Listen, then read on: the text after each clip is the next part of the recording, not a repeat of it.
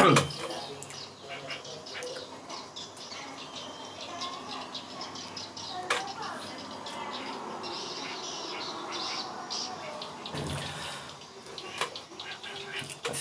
warahmatullahi wabarakatuh. Salam sejahtera dan selamat pagi semua.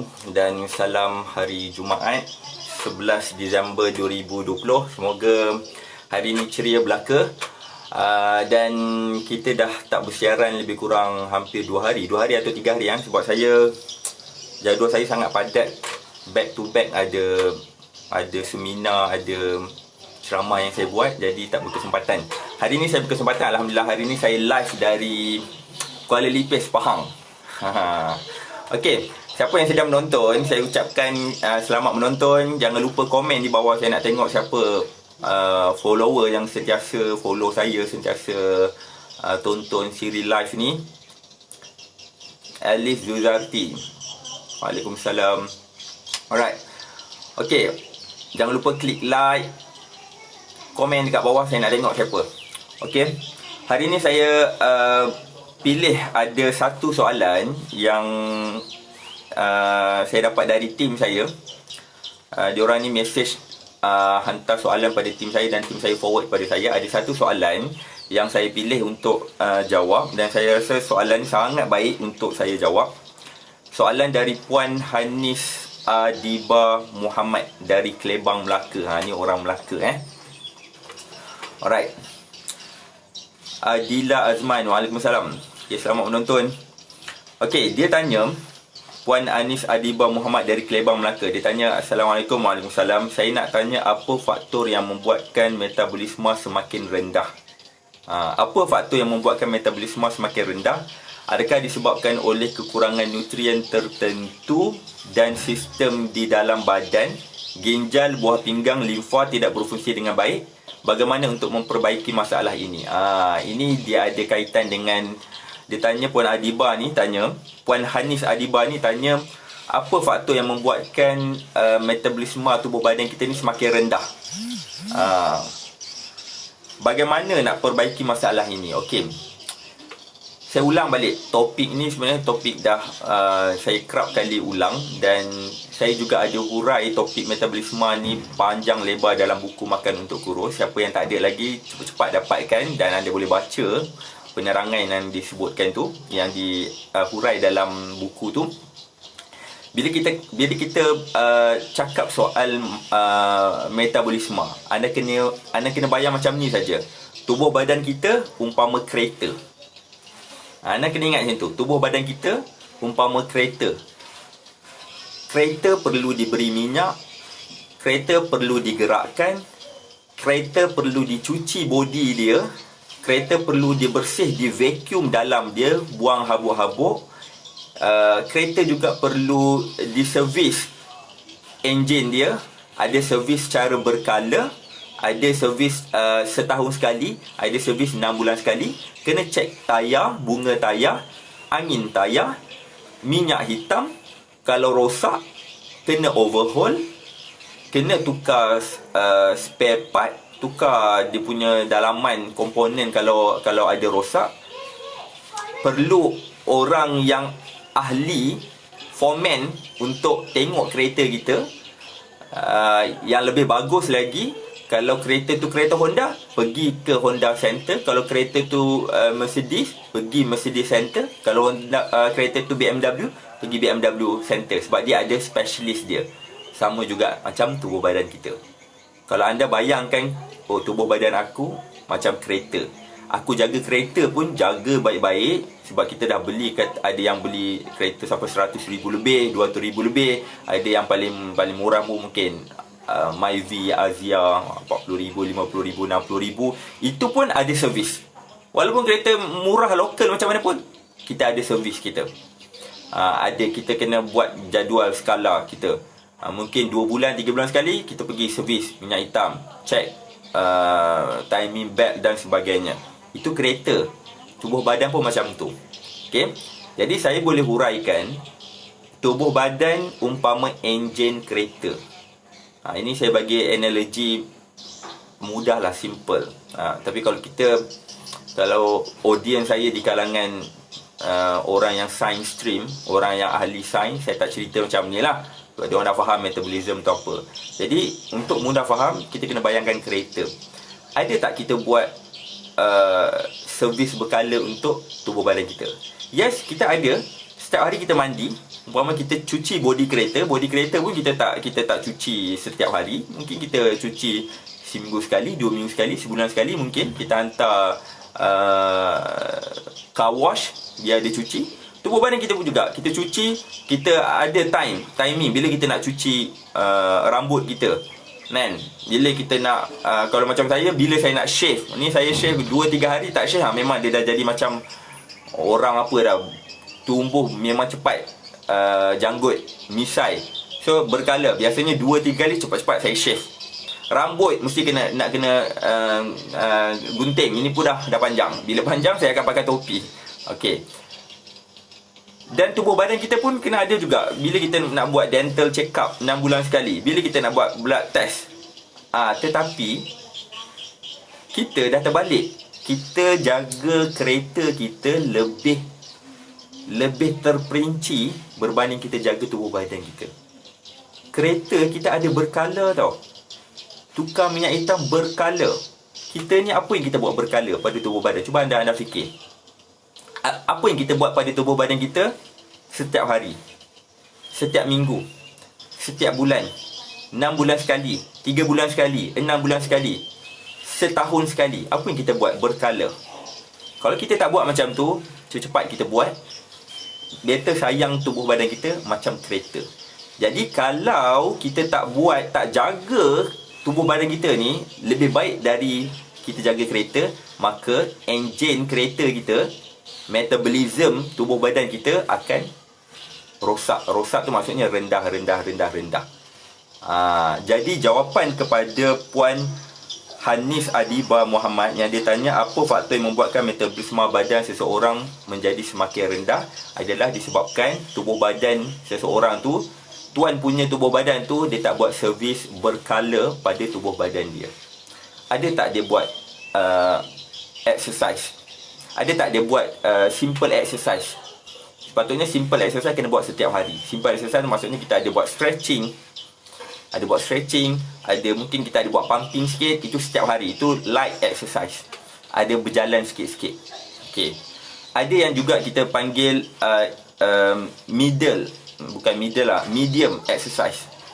Exercise yang agak medium sikit, sederhana. Sederhana tu saya boleh katakan kita buat brisk walking. Brisk walking tu itu sederhana. Kita buat brisk walking.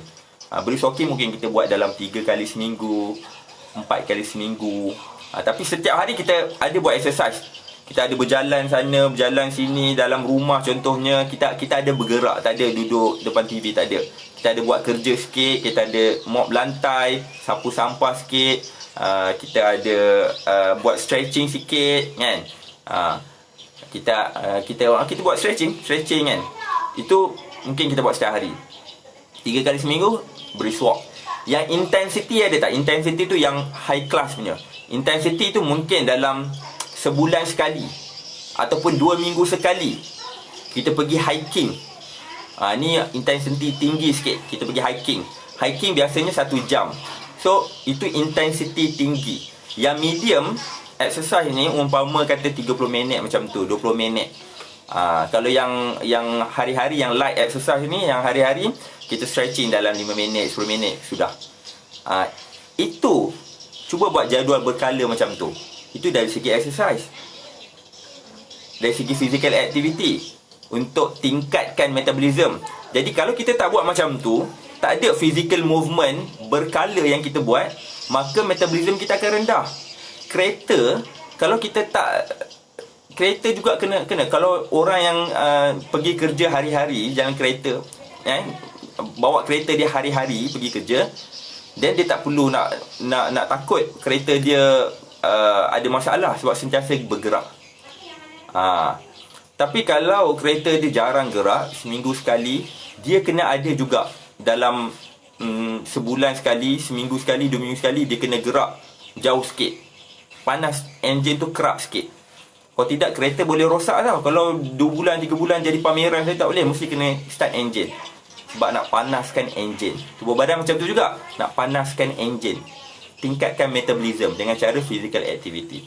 Yang kedua juga, perlu juga dari segi aspek pemakanan untuk tingkatkan metabolism. Yang ni berkaitan metabolism untuk tingkatkan pemakanan, tak lain tak bukan anda kena makan makanan yang kaya dengan enzim. Ni ada dalam buku yang saya cerita tu, buku Makan Untuk Kurus. Memang kita ada cerita topik pertama, makanan berenzim. Itulah untuk tingkatkan metabolism. Makan makanan yang kaya dengan enzim. Makanan mentah lah kaya dengan enzim. Makanan yang tak masak, sayur, buah, ulam-ulam, ini yang kena makan lebih. Ada tak kita buat berkala? Kita punya kereta pun contohnya, katakan motor saya dulu dekat universiti dulu ada satu SEM tu, saya motor saya tak bawa balik. Tinggal dekat universiti dalam 2 bulan macam tu, 2 bulan 3 bulan tak gerak motor tu. Jadi apa yang terjadi pada minyak petrol yang kita isi? Minyak petrol yang kita isi tu, dia dah tak ada gas. So dia tak boleh nak start. Petrol yang kita isi dan motor tu tak bergerak 3 bulan. Petrol yang kita isi tu pun kena tukar. Jadi datanglah foreman dekat kolej kediaman saya, hostel saya. Dia buka skru punat bawah tu, keluarkan minyak petrol. Dia kata petrol ni dah tak ada gas ni. Kalau start pun dah tak boleh nak ni, kena tukar petrol baru. 3 bulan, bayangkan. Sama juga tubuh badan kita. Kalau kita makan, tak ada benda yang nak dibakar, akibat kita tak ada buat aktiviti pun tak bermanfaat juga. Jadi perlu juga makanan yang kaya dengan enzim, dan juga perlu juga pembakaran. Enjin kereta macam tu juga. Kalau nak lagi mantap lagi performance enjin kereta, enjin kenderaan kita ni, minyak hitam kena tengok juga. Kalau kita jenis yang selalu travel jauh-jauh, elok pakai minyak hitam yang dia ada, kita panggil fully synthetic. Full synthetic tu, dia ada yang untuk 15,000 km, ada yang medium untuk sekadar 7,000 km. Orang lelaki biasa akan tahulah benda ni. Ada yang full synthetic, ada sampai 15,000 km, ada yang 5,000, 7,000 km. Lepas tu nak kena tukar juga oil filter dia. So macam-macam dia akan servis kat situ. So tubuh badan kita macam tu juga. Kalau nak tingkatkan metabolism, pemakanan juga mesti kena tahu. Pemakanan apa yang boleh tingkatkan metabolism? Makanan-makanan yang berenzim. Jadi kalau kita makin lama makin kurang makan makanan yang berkhasiat, banyak makan makanan yang processed food, banyak makan daging, burger, yang benda yang dah siap. Senang cerita, processed food. Dia beza dengan frozen. Ada daging, dia kisar-kisar, dia frozen kan. Itu maksudnya dia tak olah apa-apa, dia tak garam apa semua, dia tak letak. Kisar daging, frozen, itu tak ada masalah. Itu frozen masih enzim masih dikekalkan. Ni proses.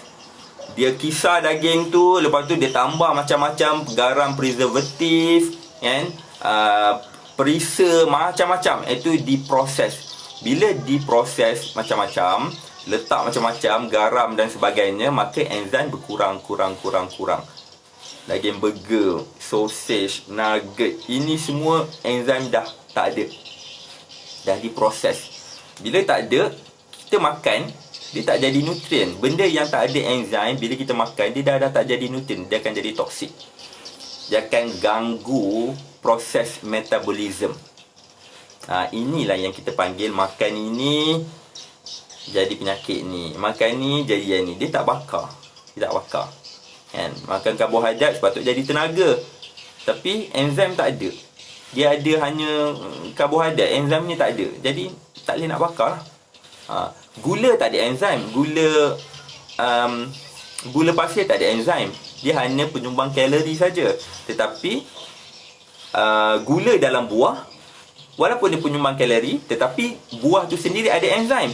Sebab itulah kita makan buah, walaupun gula dalam darah naik, kita tak perlu risau sangat, sebab dia diikat dengan enzim dan diikat dengan phytonutrien yang lain dalam buah tersebut. So dia boleh balance. Walaupun dia ada gula tinggi, Itu konsep dia. Jadi kita tak perlu takut, cuma kita kena tahulah. Inilah kunci dia adalah makanan yang berenzim lah. Jadi dia kata adakah disebabkan oleh kekurangan nutrien? Dia bukan kekurangan nutrien, kekurangan enzim. Kekurangan enzim. Kalau enzim kurang, maka metabolisme tak berfungsi. Ingat, tubuh badan kita ni, organ dalaman, fungsi-fungsi organ dalaman, sistem dalaman tubuh badan kita ni berfungsi dengan ada enzim. Bayangkan tubuh badan kita ada lebih kurang 75,000 enzim. Saya nak bercakap ni, kena ada enzim juga yang tolong macam-macam proses, enzim, hormon. So macam-macam benda dia buat. Saya nak gerak tubuh badan pun kena ada enzim. Segala proses metabolism and fiziologi dalam tubuh badan perlu ada enzim. Kita nak berfikir pun kena ada enzim.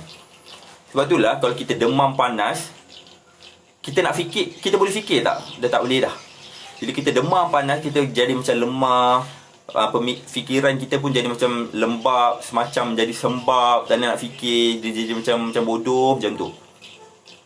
Sebab apa? Enzim sedikit sebanyak telah rosak akibat suhu yang terlalu tinggi. Suhu yang terlalu tinggi. Bila kita demam, enzim akan rosak. Bila kita cedera, enzim kita rosak. Sebab itulah kalau kita sakit apa, kita tak boleh nak fikir. Orang cakap dengan kita pun, kalau boleh kita tak nak layan. Kita jangan letih, aku nak rehat. Tahu kita nak rehat. Sebab apa? Kita tak boleh nak berfikir. Fungsi dalam tubuh badan direncatkan dengan enzim yang telah rosak akibat kecederaan, akibat kita sakit, penuaan. Orang tua pun kalau dah lama-lama dah makanan pun tak jaga, physical activity pun tak buat, 70 pun dah boleh nyanyuk. Orang tanya pun dia tak boleh nak respon, dia tak boleh nak fikir, dia cepat lupa. Itu enzim. Penting tak enzim? Sangat penting, sangat penting. Okay.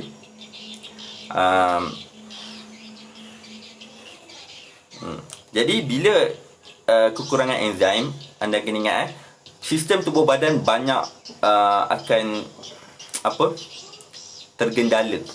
Buah pinggang tak boleh nak berfungsi, pankreas tak boleh nak berfungsi, jantung tak boleh nak berfungsi, otak tak boleh nak berfungsi. Satu-satu rentetan. Satu organ, satu sistem problem, sistem lain akan juga problem. Ni kita panggil komplikasi. Sebab itulah bila ada masalah kencing manis, dia tak akan nak kencing manis satu saja. Dia akan datang lagi package dengan darah tinggi. Sebab apa? Satu sistem problem, sistem lain akan problem. Sebab ini melibatkan enzim.